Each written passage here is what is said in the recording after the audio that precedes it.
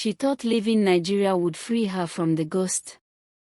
But when she landed in the United States, she learned something terrifying: ghosts don't need visas. Amara had always dreamed of traveling abroad. She worked hard through sleepless nights, poured her heart into books, and finally earned a scholarship to Cambridge University.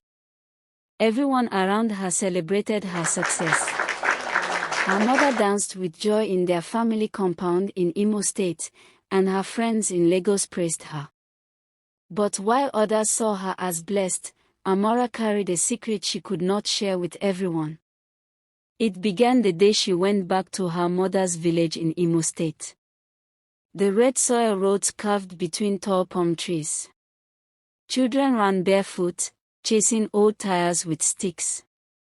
Women balanced basins of cassava on their heads, their laughter floating in the evening air. Amara loved the simplicity. She felt like a child again as she entered her mother's compound. The old house stood proudly, its walls painted white but fading with age. At night, the air was filled with the crackle of firewood and the smell of roasted yam. Her mother's voice was soft as they talked under the mango tree. For a moment, Amara felt safe, until the strange thing started. The first night, she heard footsteps on the veranda. She thought it was her mother, but when she checked, the space was empty. The next night, the family's old radio switched on by itself, hissing with static.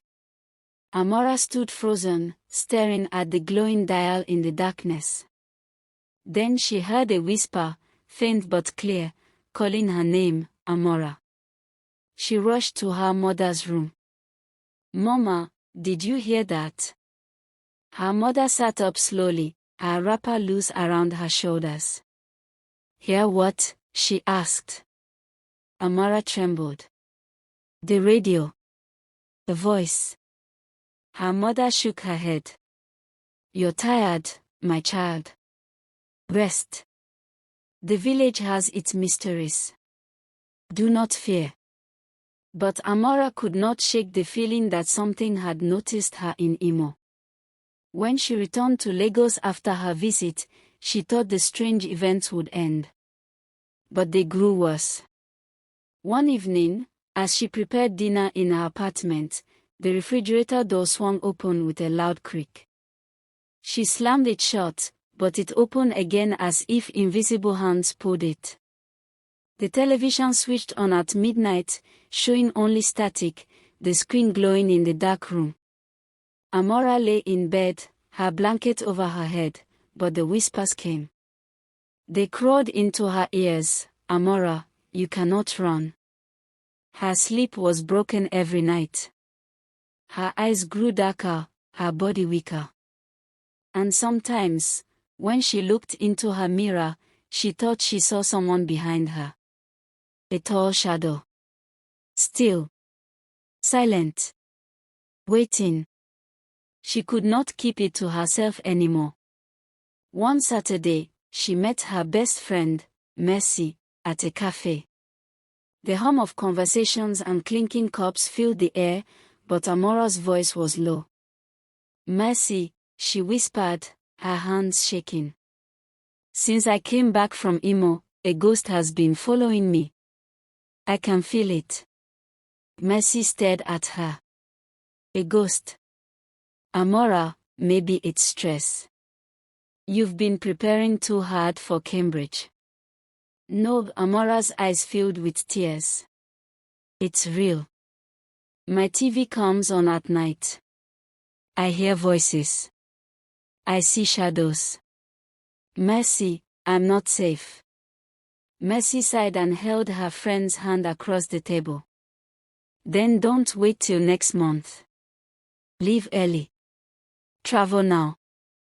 Maybe the ghost won't cross the ocean with you."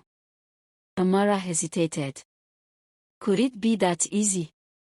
But the thought of leaving Nigeria sooner gave her a small ray of hope. The following week, Amara stood in Murtala Muhammad International Airport in Lagos. Her suitcase rolled behind her as she joined the long line of travelers. Her heart raced, not just with excitement for Cambridge, but with fear. She kept glancing over her shoulder, half expecting to see the shadow.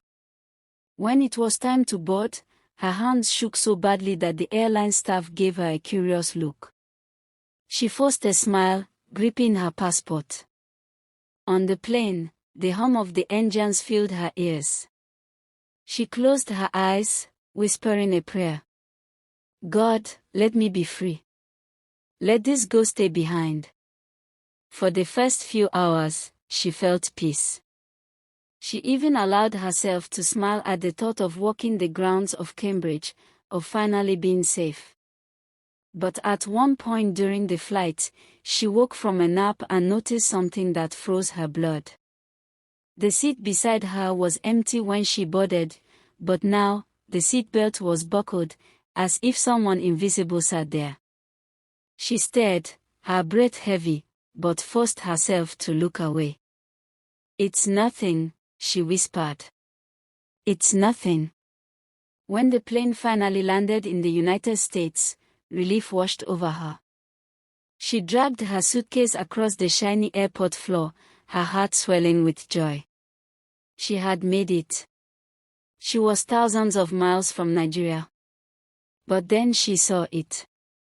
On the floor tiles, just beneath her feet, stretched a shadow. It was not hers. It was taller, wider, and it moved when she did not. Her chest tightened. Her knees weakened. The ghost had crossed the ocean. And Amara realized her nightmare had only just begun. If you want chapter 2 of this story, tune into my channel. Don't forget to subscribe, like, and comment part 2 of this story.